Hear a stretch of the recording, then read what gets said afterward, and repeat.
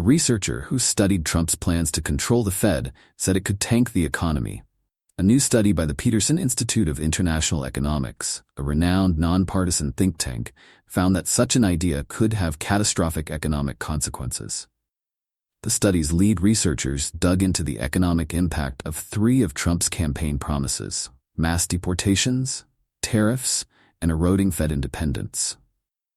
Throughout the course of a prospective Trump term, undermining the central bank's independence would lead to $304 billion in economic losses, the study found.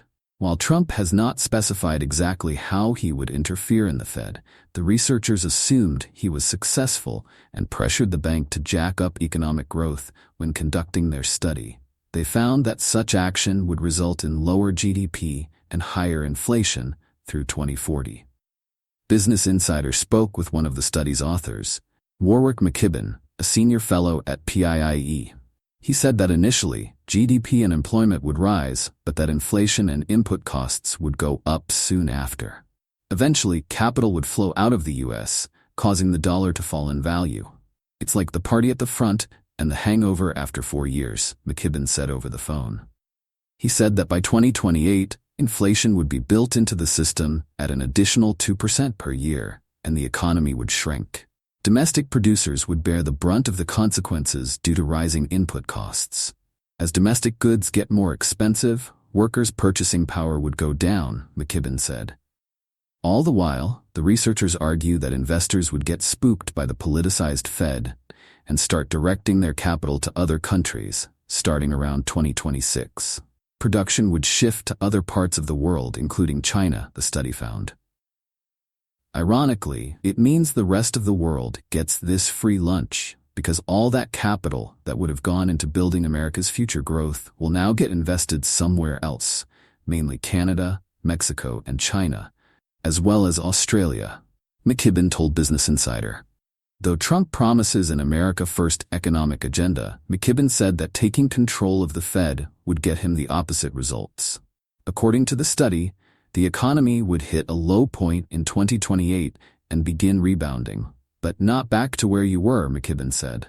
He said the capital stock would feel the impact for a long time, and full recovery could take decades.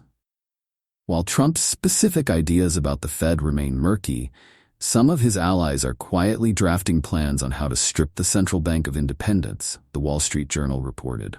The 10-page manifesto apparently includes policy shifts and suggests the president should have a direct say over interest rates.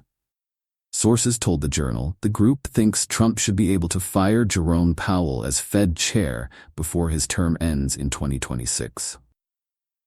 Trump hasn't publicly acknowledged the plans, and his advisors said they're not endorsed by the campaign.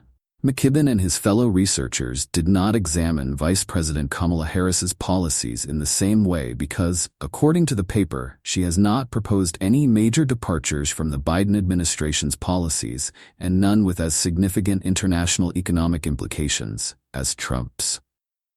Still, McKibben said he wishes there was more research on the subject. He doesn't think the public is paying enough attention to the risks of Trump's Fed proposals or the overall murkiness of the candidate's economic policy. Neither Trump nor Harris has shared much about how to enact their proposals or their long-term economic impacts. If you're going to advocate a policy, there has to be evidence as to why you're advocating that policy, McKibben said. The policy haziness persists even as the economy is a top issue for many voters and potentially the deciding issue in the election.